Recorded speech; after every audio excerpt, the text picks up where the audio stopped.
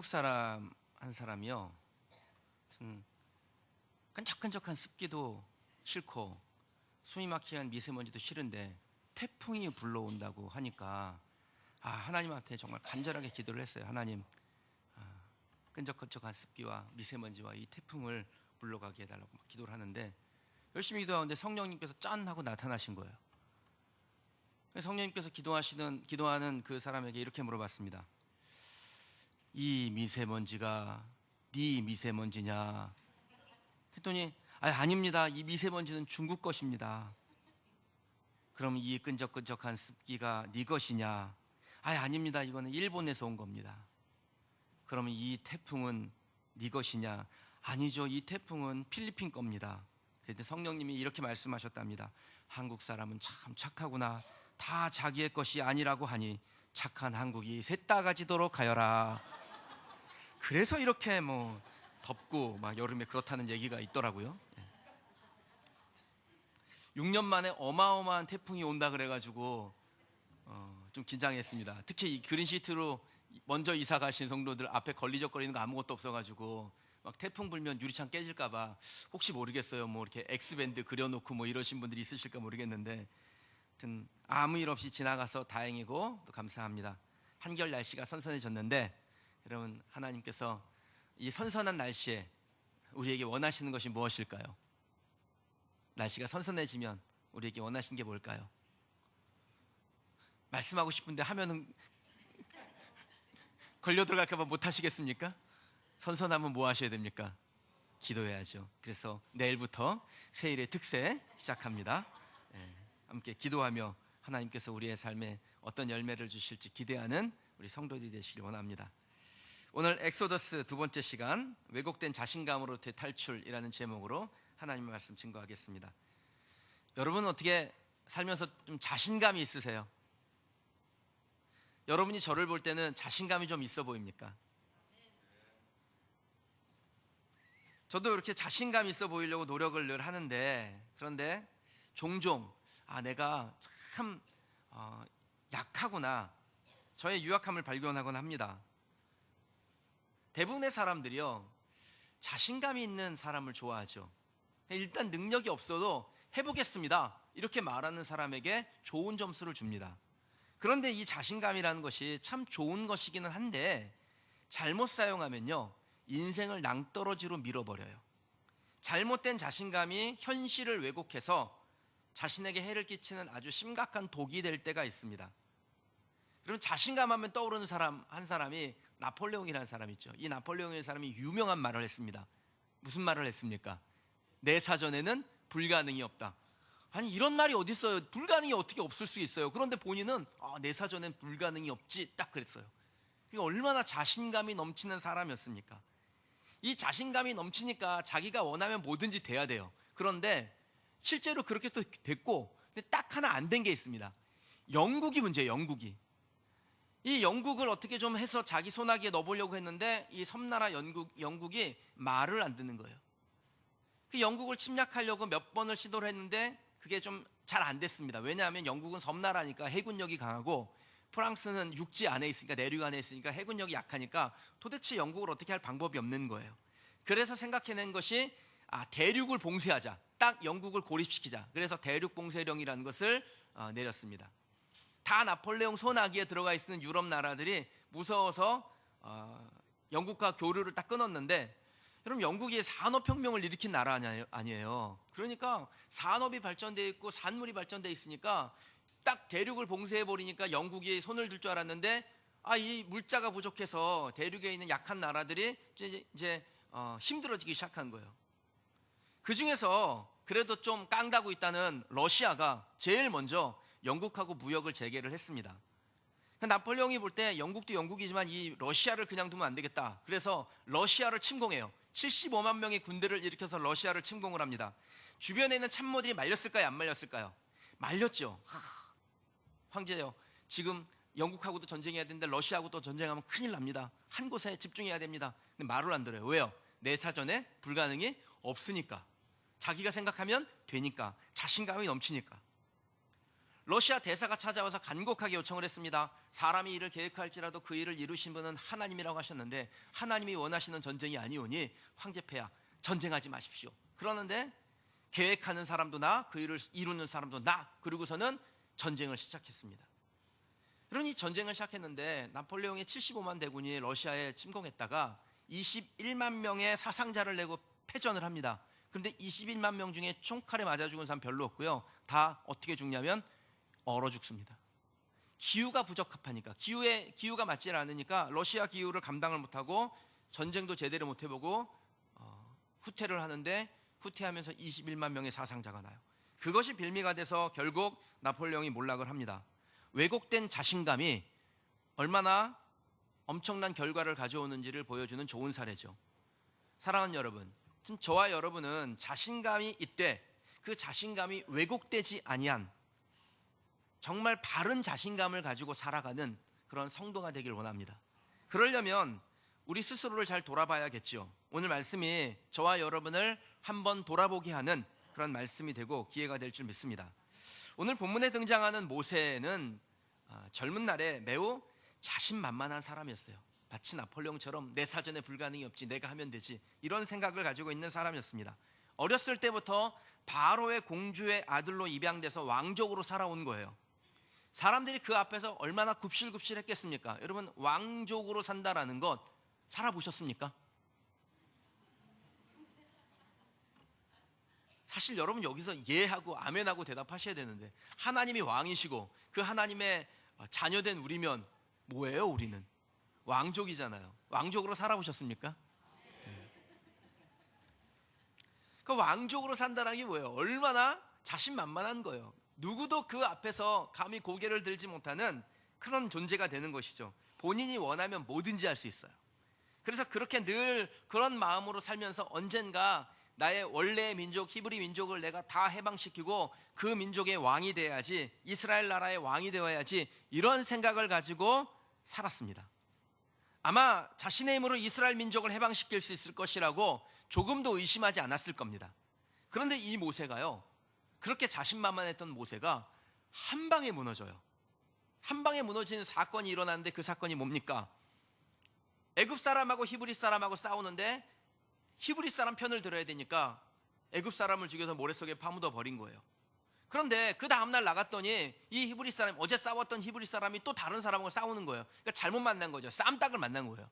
여기저기 들이받는 사람이었던 거예요. 근데 그 사람이 자기 민족 히브리 사람과 싸우는 걸 보면서 야야, 너 히브리 민족끼리 동포끼리 왜 이렇게 싸우고 그래, 친하게 지내야지 그랬는데 이 사람이 눈에 쌍심지를 탁 켜고 네가 나의 재판관이냐? 우리 민족의 왕이냐? 네가 어제는 애굽 사람을 죽이더니 오늘은 나를 죽이려느냐? 막 소리를 지르는 겁니다. 그럼 이 모세가 그 말 한마디에 무너져요.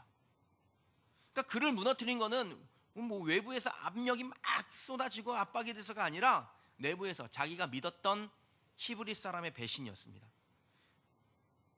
모세는 자기가 도와주니까 히브리 사람은 늘 자신의 편이라고 생각했던 것이죠. 그런데 그렇게 믿었던 사람에게 배신을 당하고 나니까 흔들리지 않을 것 같았던 자신감이 순식간에 무너져 버려요.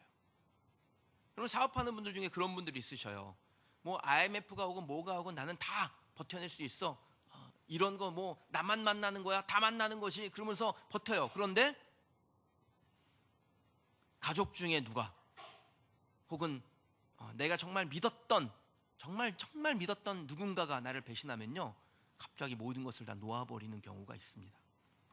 마치 모세가 지금 그렇게 된 것이죠. 사람이 진짜 참 약합니다.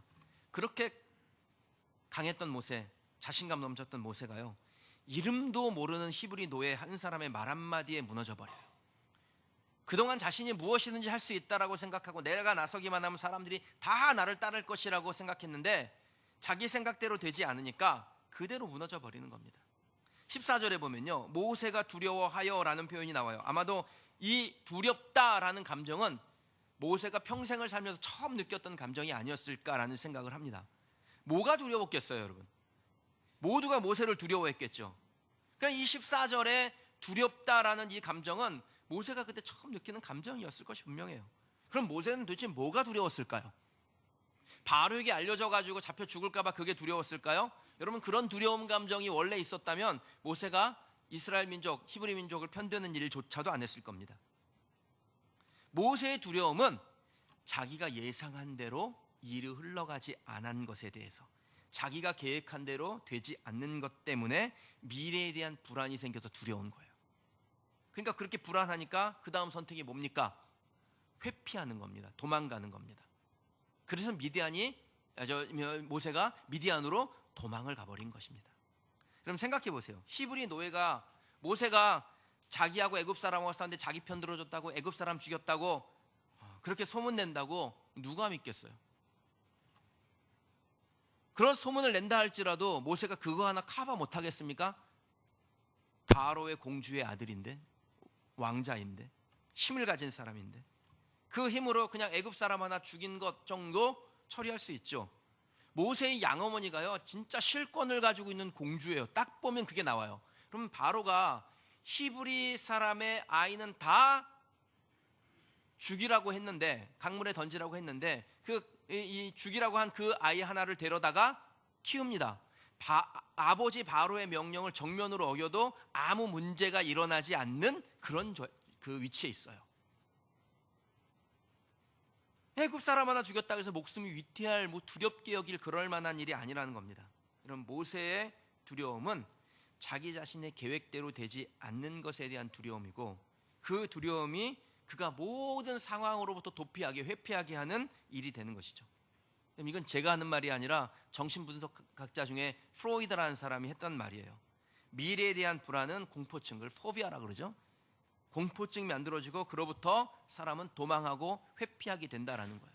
제가 오늘 아침에 뉴스를 하나 봤는데, 그 충북 옥천에서 일가족이 한 자리에서 피살된 일이 있더라고요. 그 내용을 보니까 그 아버지가 검도장을 했는데 그 재정적으로 막 몹시 어려워지고 힘들어지니까 아내, 세 자녀 다 죽이고 자기도 자살하려고 그러다가 자기는 못 죽고, 그리고 그냥 그렇게 된 거예요. 결과적으로 이제 알아보니까. 그럼 이분이 처음에는 얼마나 자신만만하게 자기 일을 했겠어요. 근데 해보니까 잘 안 된 거예요. 자기의 생각대로, 계획대로 안 된 겁니다. 그러니까 어떻게 돼요? 그냥 싹 죽고 끝내자. 도피하는 거예요. 회피하는 것입니다. 세상으로부터 도망하고 싶었던 거예요.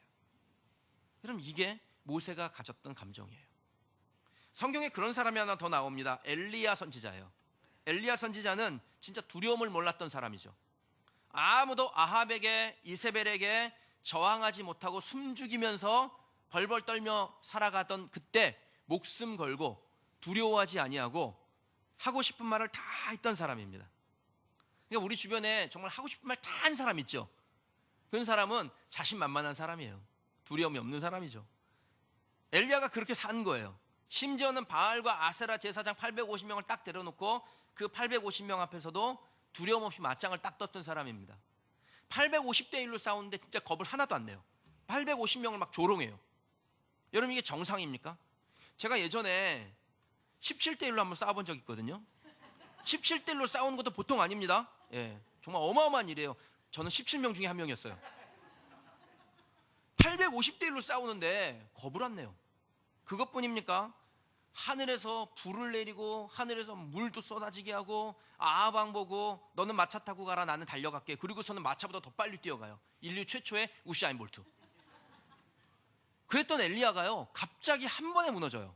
왜 무너졌을까요? 열왕기상 19장 2절에 보면 이 엘리야가 왜 무너지는지가 나와요. 화면으로 한번 같이 읽어보시겠습니까? 이세벨이 사신을 엘리야에게 보내어 이르되 내가 내일 이맘때에는 반드시 내 생명을 저 사람들 중 한 사람의 생명과 같게 하리라. 그렇게 하지 아니하면 신들이 내게 벌 위에 벌을 내림이 마땅하니라 한지라. 여러분, 딱 눈에 보이는 이유는, 엘리야가 무서워서 도망간 이유는 죽인다고 협박하니까, 내일 이맘때에 내가 바알과 아세라 제사장 죽은 것처럼 너도 죽이리라, 이 협박 때문에 도망간 거라고 보이죠. 근데 가만히 보면 그건 이유가 아니에요. 이세벨이 이렇게 말했습니다. 내일 이맘때에 바알 제사장처럼 아세라 제사장처럼 너를 죽이리라. 죽이려면 당장 죽이지 뭘 내일까지 기다렸다 죽입니까? 그리고 이세벨이 엘리야를 죽이려고 사람을 푼 게 어제 오늘 얘기가 아니에요. 하루 이틀이 아니었다고요. 지난 3년 6개월 동안 엘리야는 아합과 이세벨의 그 죽이려고 하는 그 위협 앞에서도 꿋꿋하게 버텼던 사람이에요. 그런데 그 멀쩡했던 엘리야가 갑자기 이세벨의 협박 한마디에 무너져 버려요. 그러니까 뭔가 이유가 있다라는 거예요. 그 이유가 뭘까요? 19장 3절에 보면요, 이렇게 시작돼요. 그가 이 형편을 보고, 엘리야가 이 형편을 보고, 어떤 형편이 됐는데 그 형편을 보니까 엘리야가 더 이상 예전처럼 자신만만한 용감한 담대한 사람이 될 수 없었다라는 겁니다. 그럼 이 형편은 무엇일까요? 엘리야는 자신이 하늘에서 물도 내리고 3년 6개월의 가뭄을 끝내면 사람들이 다 변할 줄 알았어요. 다 하나님 잘 섬기고, 다시는 우상 숭배 안 하고, 아합과 이세벨도 하나님이 두려워가지고 딱 회개하고 하나님 앞에서 머리를 조아리고, 엘리야 앞에서도 선지자님 그러고 머리를 조아릴 줄 알았던 것이죠. 그런데 그런 놀라운 일이 일어난 다음에 엘리야에게 닥쳐온 환경은 예전하고 똑같았다라는 겁니다. 하나님께서 역사하시는 광경을 목격한 백성들은 계속해서 방관자로 머물러 있고, 이세벨은 회개하지 아니고 옛날과 똑같이 하나님을 대항하고 자기를 죽이려 하는 그 모습을 보면서 아무런 변화가 일어나지 않게 되자, 자기가 생각했던 대로 되지 않자 두려움이 생기게 된 거예요. 자기의 계획대로 되지 않을 때 오는 불안, 그 두려움 때문에 엘리야가 한 일이 뭡니까? 로뎀 나무 아래로 들어가서 하나님 나 좀 죽여주세요. 나만 열심히 특심입니다. 아무도 하나님을 섬기는 사람이 없고 나만 섬겨요. 내 생각대로 되는 게 아니더군요. 나는 열심히 하면 사람들이 변하고 세상이 변하고 하나님 잘 섬길 줄 알았는데 그게 아니더군요. 나 죽고 싶어요. 도망가고 싶은 거예요. 이제 그만 세상 하직하고 끝내고 싶었던 것입니다. 그럼 모세만 그런 것이 아니라, 엘리야만 그런 것이 아니라 우리들도 그렇습니다. 저와 여러분들도 똑같습니다.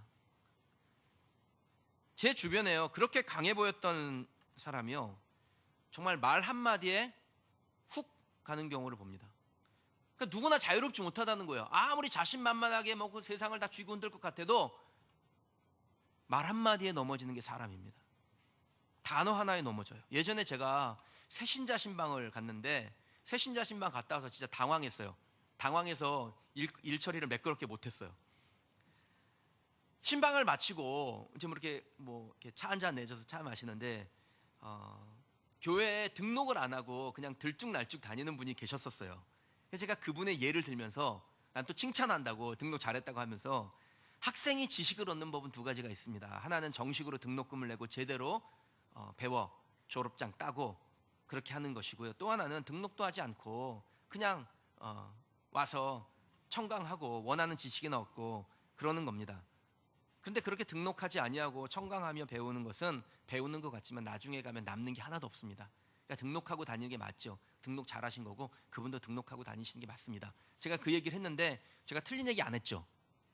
바른 얘기 했죠. 저는 바른 얘기 했다고 생각했는데, 근데 그 다음 주부터 이분이 교회를 안 나와요. 그래서 왜 안 나오나 이유를 알아보니까 제가 헌금을 강요했다라는 거예요. 그러니까 어디에 걸려 넘어졌냐면 등록금을 내고 다니라고. 진짜.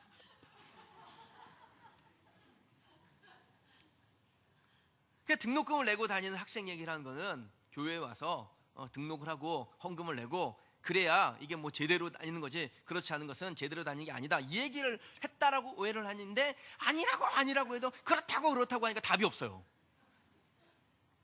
그럼 제가 담임 목회를 하면서 종종 그런 것들을 경험합니다. 사람과의 관계 중에 진짜 별거 아닌데 감정 건드리는 그 말 한마디에 사람이 마음이 상해요.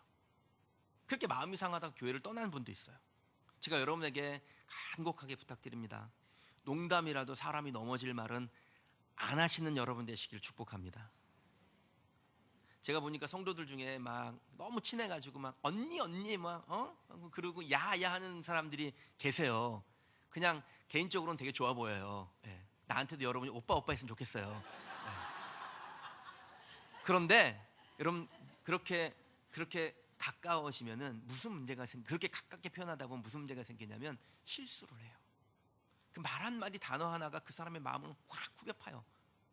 그러면 거기서부터 문제가 생겨서 교회 생활이 안 돼요.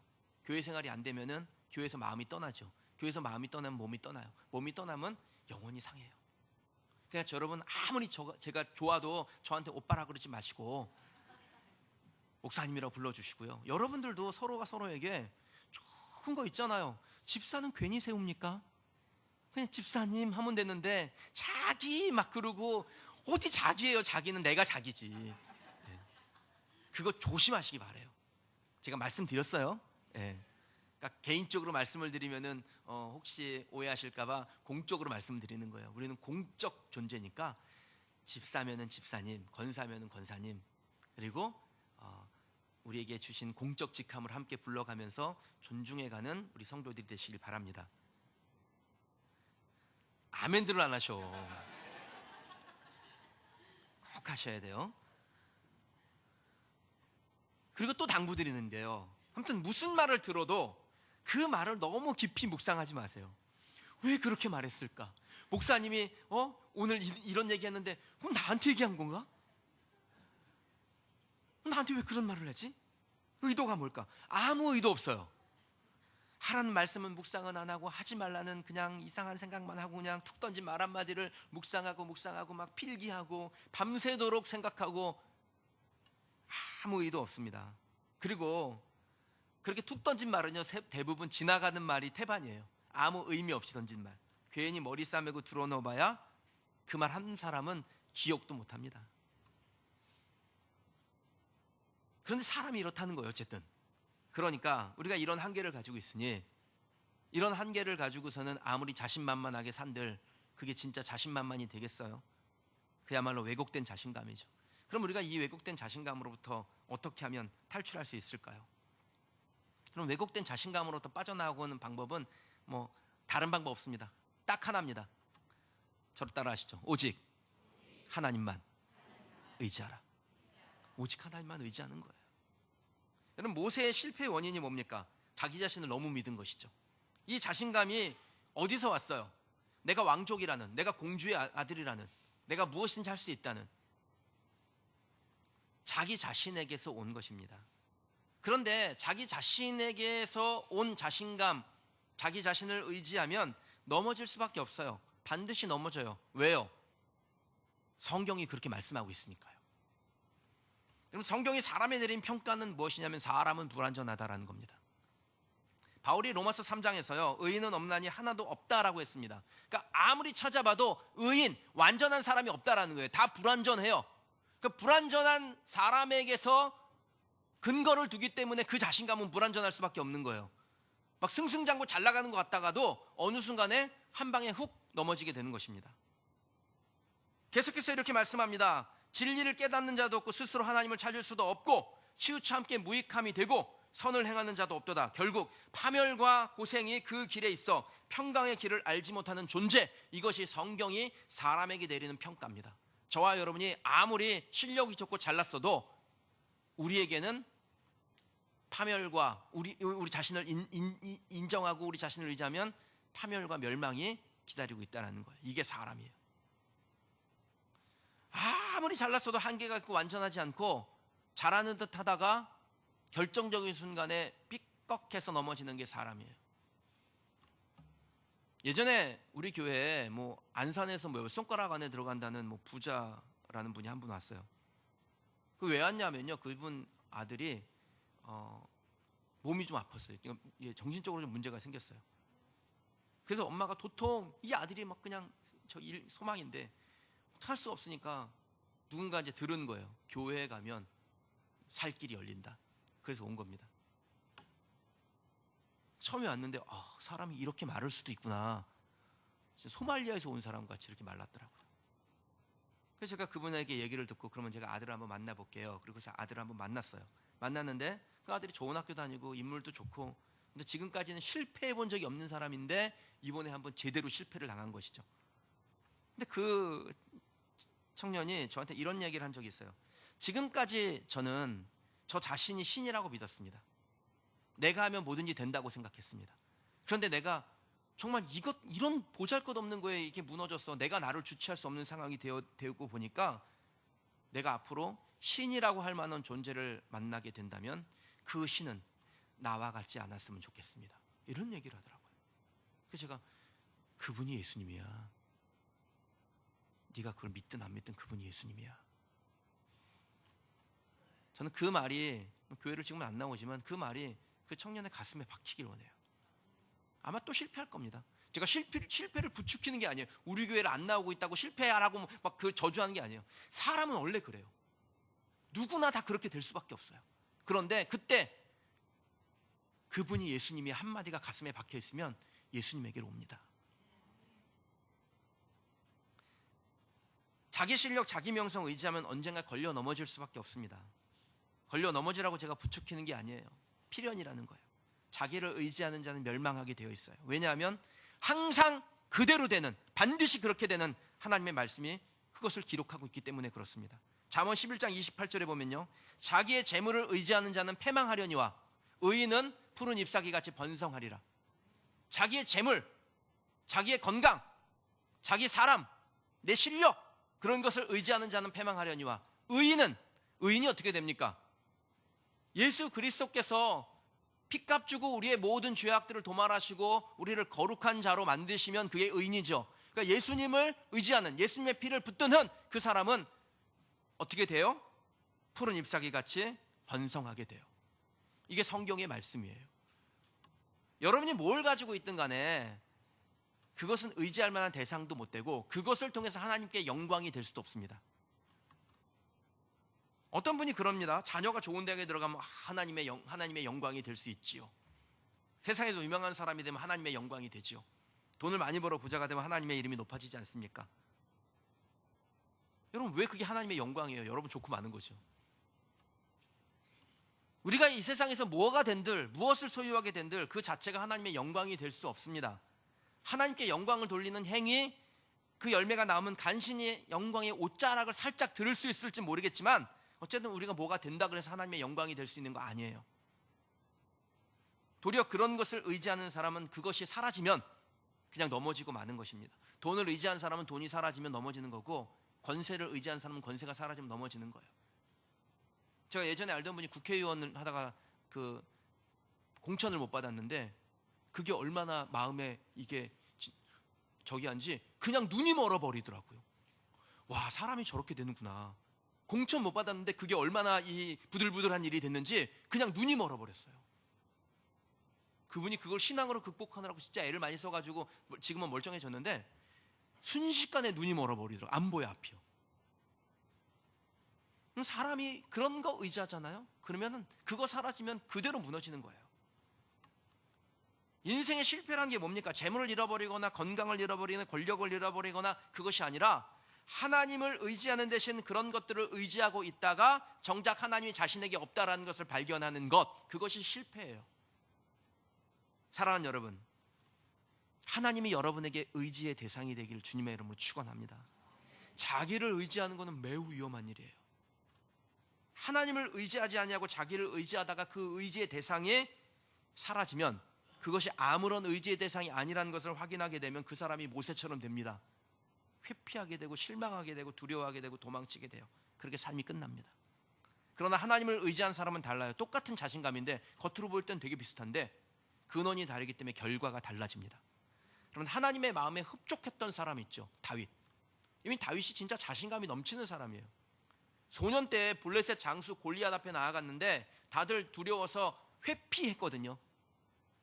두려움은 회피하게 돼 있으니까 골리앗은 쳐다보지도 않고 그냥 고개를 돌리고 그랬던 이스라엘 백성들이었는데 딱 다윗 혼자, 소년 다윗이 그 골리앗 앞에 나아갑니다.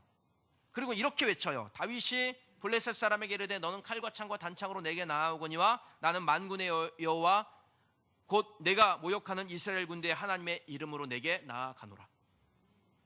그럼 이 골리앗이 자신만만하죠. 등치도 막 이러고 막 이런 사람이 칼을 쫙 빼들고 나가가지고 이스라엘 백성들을 모욕하고 하나님을 모욕할 때 그가 의지했던 게 뭡니까? 칼과 창과 단창이죠.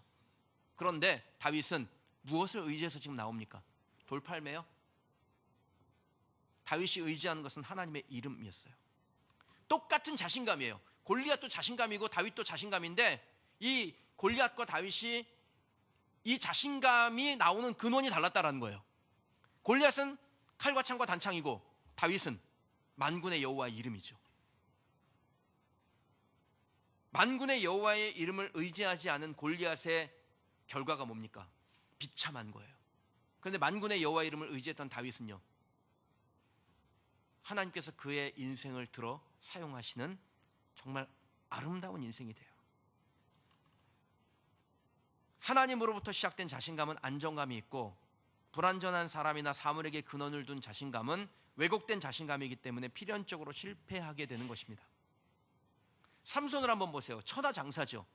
늘 자기 자신을 의지하고 거침이 없는 사람이었습니다. 그런데 그의 결말은 두 눈이 빠지고 노예로 잡혀가서 맷돌 돌리다가 장렬하게 전사하는 것, 그게 그의 인생의 끝이었습니다.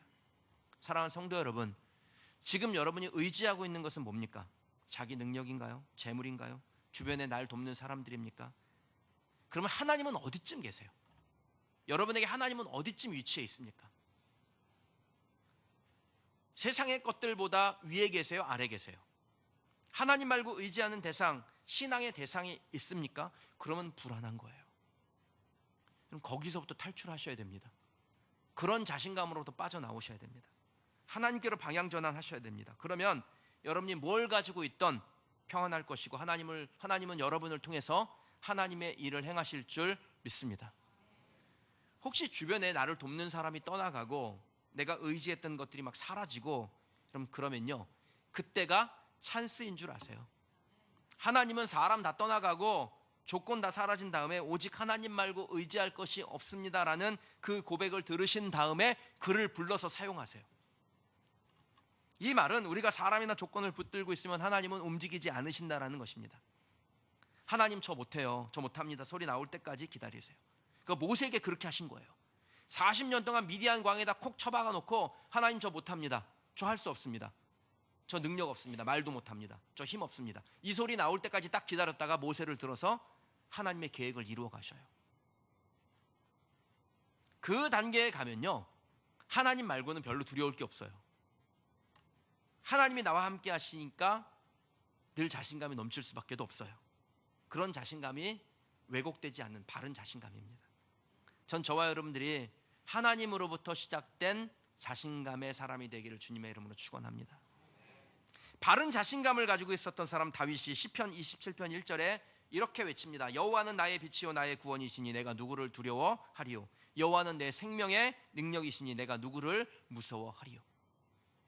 여러분, 이 외침이 저의 것이 되고 여러분의 것이 되고 우리 교회의 외침이 되기를 주님의 이름으로 축원합니다. 간혹 저 너무 약해요, 저 부족해요, 저 못해요, 이런 말씀하시는 분이 있는데 찬스 잡은 줄 아시고 저 너무 약해요 뒤에다가 이 한마디만 좀 붙여보시기 바랍니다. 그러나 하나님은 강해요. 저랑 따라 하시죠. 저는 너무 약해요, 그러나 하나님은 강해요. 바울도 이런 고백을 하나님 앞에 합니다. 나의 여러 약한 것들에 대하여 자랑하리니 이는 그리스도의 능력이 내게 머물게 하려 함이라. 내가 약한 것을 자랑하고 나 부족해요, 나 연약해요, 그러나 하나님은 강해요, 그 고백을 할 때 그리스도의 능력이 내게 머물러서 그것이 나의 힘이 되고 나의 능력이 된다라는 것입니다. 우리가 자신의 약함에 주목하지 아니하고 하나님의 강함을 바라보면 두려움으로부터 탈출할 수 있습니다. 그 다음엔요, 불안정한 왜곡된 자신감으로부터 탈출하게 되죠. 그 다음엔요, 참된 자신감이 생겨요. 세상을 이길 수 있습니다. 영향력이 그 사람에게서 흘러갑니다. 그렇게 살아가는 한 사람을 여러분에게 좀 소개하고 싶습니다. 대만의 국민 배우, 우리나라로 치면 안성기 같은 사람이라고 할 수 있는 이천주라는 사람이에요. 이 이천주라는 배우가 20살 때 연기를 시작했는데 25살 때 금종장, 이 대만의 영화제 중에 제일 좋은 상입니다. 그 금종장 후보에 오르는 그 정말 승승장구하는 인생이었어요. 그런데 갑자기 순식간에 슬럼프가 찾아왔는데요, 아무튼 그 슬럼프를 극복해 보려고 별의별 일을 다 했어요. 뭐 절이란 절은 다 찾아가 보고 손오공도 모셔보고 관우도 모셔보고 뭐 별짓을 다 했대요. 그런데 그 흔들리는 감정을 주체할 수 없는 거예요. 그러던 중에 친한 친구 부부가 와서 예수님을 소개했는데 그 복음을 듣는 순간에, 야, 이 예수님을 의지하면 이 예수님이 내 인생을 책임져 주시니까 내가 평안을 얻지 않겠는가. 그리고 그때부터 교회를 가기 시작했습니다. 그렇게 교회를 좀 다니는데 어느 날 성탄절에 예배를 드리는데요, 성령을 체험한 거예요. 이 땅의 모든 억압받는 사람들을 위하여 오신 예수님의 마음이 느껴지고 막 대성통곡을 하면서 회개를 하고 주님을 영접하게 됩니다. 그리고 주님을 위해 살기로 결정을 해요. 그리고 그 결정을 한 그 다음에 25년 만에 이 사람이 드디어 금종장 수상자가 돼요. 시상식에서 이천주가 대만 배우 중에 최초의 사건이라고 합니다. 시상을 받으면서 하나님께 이 영광을 돌립니다. 이 말을 한 거예요. 그래서 예수 믿는 배우들이 그 다음부터 막 따라하게 됐대요. 얼마 전에 황정민 배우가 청룡상 받을 때 그 비슷한 얘기를 해가지고 그게 유행이 돼가지고 막 배우들이 막 그걸 따라하고 그랬다더니 그런 일이 일어난 것이죠. 그리고 2016년, 재작년이죠. 진짜 이 사람이 세상을 깜짝 놀라게 할 만한 일을 또 합니다.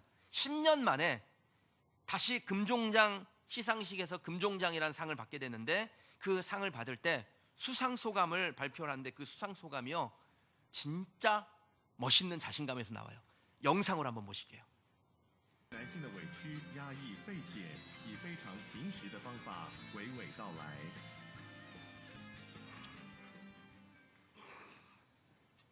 老实说，就一个曾经拿过金钟奖的人来说的话，就一个从影40年的一个演员来说，我多么希望有更年轻的后辈上这个台拿这个奖，那意味着是一种传承。其实他们都很棒，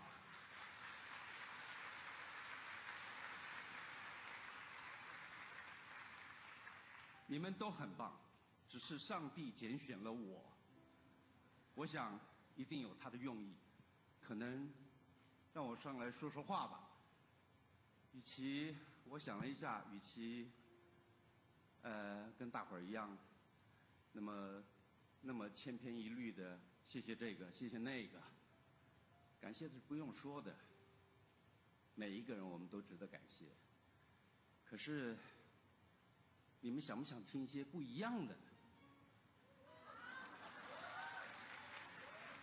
我是个基督徒，那么就用我的方式，我跟我的神，让我们这个大家庭，我们现在共聚一堂。可是要知道，还有很多的大家庭在外面水深火热。让我用我的圣经里面的主祷文，来为这片土地上面的人来祷告，好吗？我们在天上的父，愿人都尊你的名为圣，愿你的国降临，愿你的旨意行在地上，如同行在天上。我们日用的饮食，今日赐给我们，免我们的债，如同我们免了人的债，不叫我们遇见试探，救我们脱离凶恶。因为国度、权柄、荣耀，全是你的，直到永远。阿门。 제가 이 수상소감을 보고, 야, 이게 하나님으로부터 온 진짜 자신감이구나. 그럼 전국에 방송되는 그 시상식 장면에서 예수께서 가르쳐 주신 기도로 모든 그 TV를 보고 있는 사람들을 위하여 기도할 수 있다면, 그럼 그 자신감이 얼마나 하나님으로부터 온 멋있는 자신감이에요. 그럼 저와 여러분이 이런 자신감을 갖고 살아가기를 주님의 이름으로 축원합니다. 하나님으로부터 시작된 자신감이기 때문에 세상을 두려워하지 않는 것입니다. 세상을 두려워하지 않으니까 세상이 그에게 굴복하는 것이죠.